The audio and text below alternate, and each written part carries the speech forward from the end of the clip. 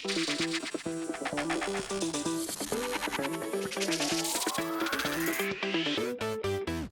lot of Chicago Bears news has gone on while I've been gone, and let's talk about all of it in this video right here. What's going on, guys? I'm back with another Chicago Bears news update video, which I'll be doing anytime the Chicago Bears news is going on. I apologize. I've been MIA for the past 21 days now. About my last video was when we hired Declan Doyle to be our offensive coordinator, but after that I've not been able to make any videos because I've been busy with life and work and a lot of stuff going on. I'm actually having surgery too this upcoming Thursday. I have a hernia operation, so wish me luck with that.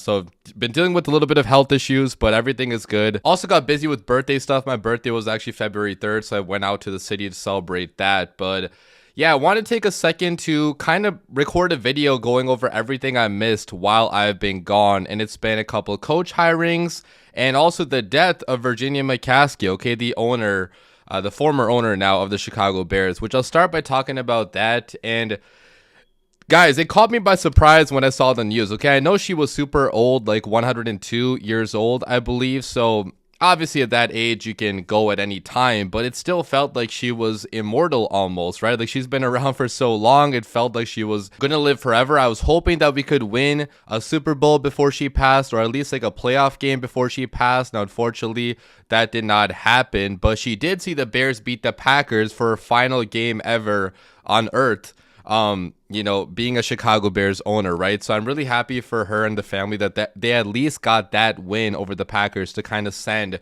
Virginia McCaskey off. And, you know, condolences to the family, to the whole McCaskey family. You know, obviously super sad, even though she was, you know, really old. But that's the daughter of George Halas, the founder of the Chicago Bears, basically the founder of the NFL too. She's been a part of a lot of history, you know, with the NFL and also with the Chicago Bears. And although her time as owner did not really go very, very well, you know, there has not been a whole lot of winning in the Super Bowl era under her ownership. You know, she was, you know, a sweet lady, a nice lady. And, you know, again, condolences go out to her family. And I really wonder if this means the McCaskeys are going to sell, you know, sometime in the future. Like there's been some rumors that maybe eventually they will. And part of me thinks they will eventually, because I personally think they held on to the Chicago Bears because of Virginia, because Virginia was attached to history with her dad being the founder of the Bears, and she wanted the Bears to remain, you know, in her ownership.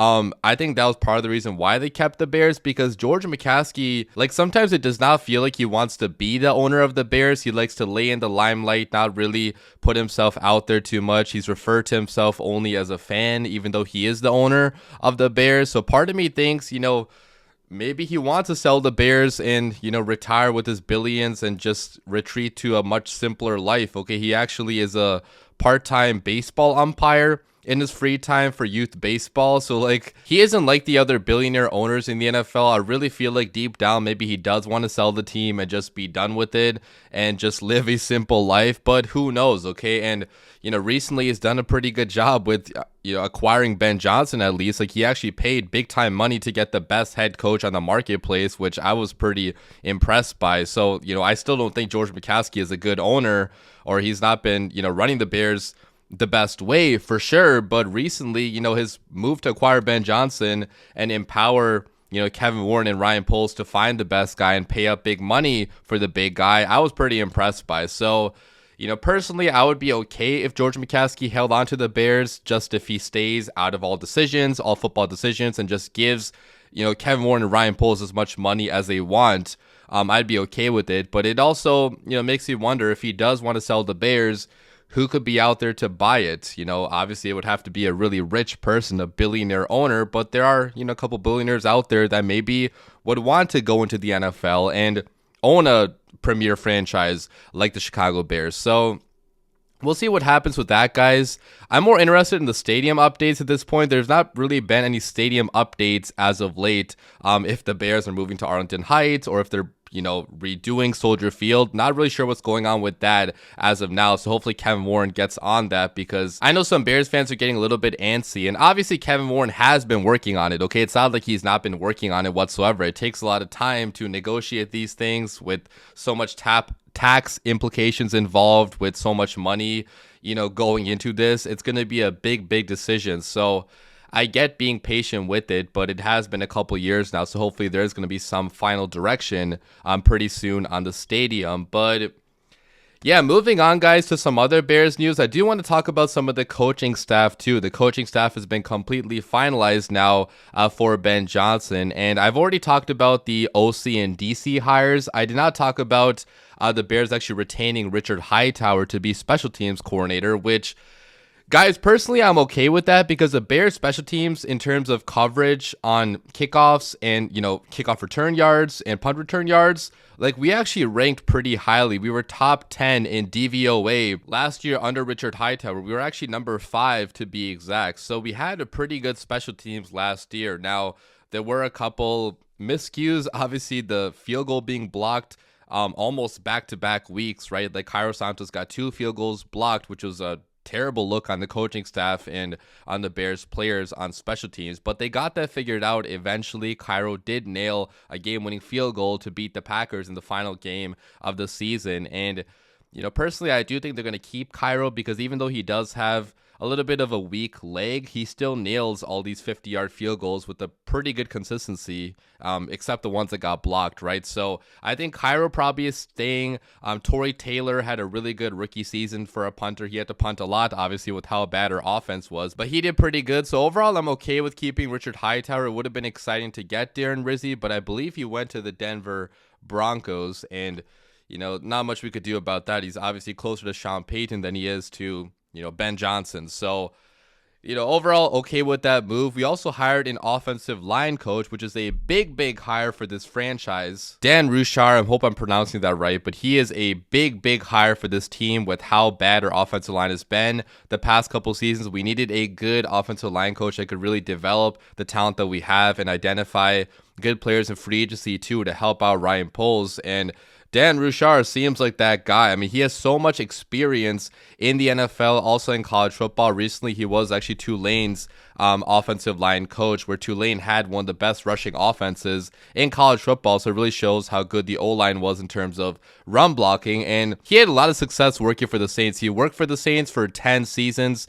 mostly under Sean Payton. He was the offensive line coach for most of those seasons from 2016 to 2020. And during that time span, the Saints had one of the best offensive lines in all of football. He helped develop multiple Pro Bowl caliber players, including Max Unger, Larry Warford, Andres Pete. Like, they had really good players on this O-line with the Saints for their quarterback, Drew Brees. So this is a guy that's been coaching for a long time, guys. Like, if you look at his coaching history, he's been coaching football since 1986 in various roles, a lot in college football, mostly in college football, actually, but his main time was with the Saints when he was in the NFL. And, he's 64 years old. He's a very tough, hard-nosed guy, and I think he's going to really mold these players we already have and the players we're going to get in free agency and the draft into good shape and into being their best versions of themselves. The offensive line coach is one of the most important hires an organization can make, so hopefully Dan Rushar ends up being a really good O-line coach. I think he will be, okay? This is probably one of the best hires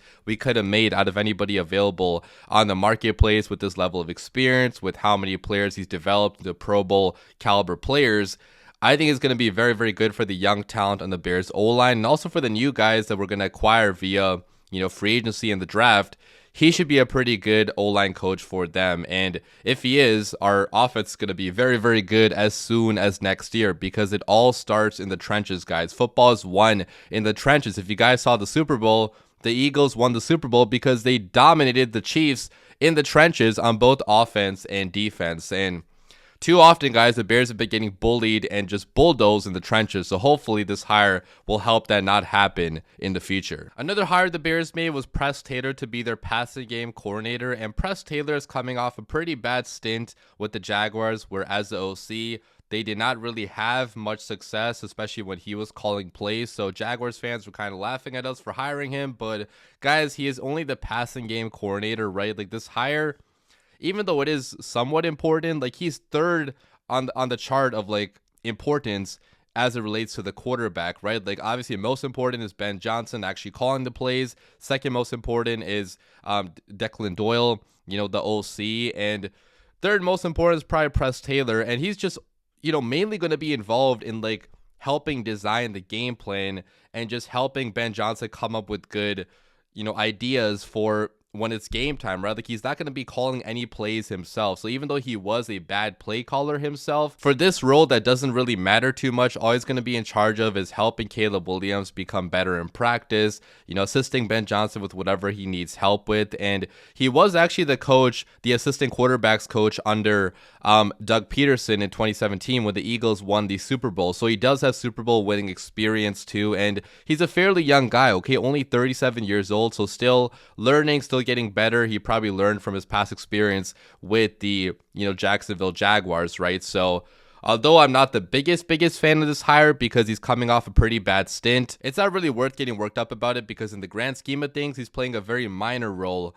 on this coaching staff. But those are the big hires I wanted to talk about. There were some other assistant coaching hires that we also made, but they're not really that important to discuss, and I don't know that much information about them to really discuss them in detail. But like overall, I love this coaching staff from top to bottom. Okay, if you look at the head coach, Ben Johnson, by far my number one option, so really happy about that. The DC hire, Dennis Allen, very happy about that. And the assistant coaches, some of them really good, some of them okay hires, but in the end, guys, the head coach is the main guy that matters, and I'm just really happy that we got Ben Johnson here in Chicago. And then finally, I want to end this video by talking about our assistant GM, Ian Cunningham, because he actually might get hired to be the GM of the Jacksonville Jaguars pretty soon. He actually made the second round of interviews with the Jaguars. It seems like, according to some people, he's going to get the job. It's still pretty early. It's still going to take probably a week or so to decide, but according to some people, they think Ian is going to get this job, which if that happens,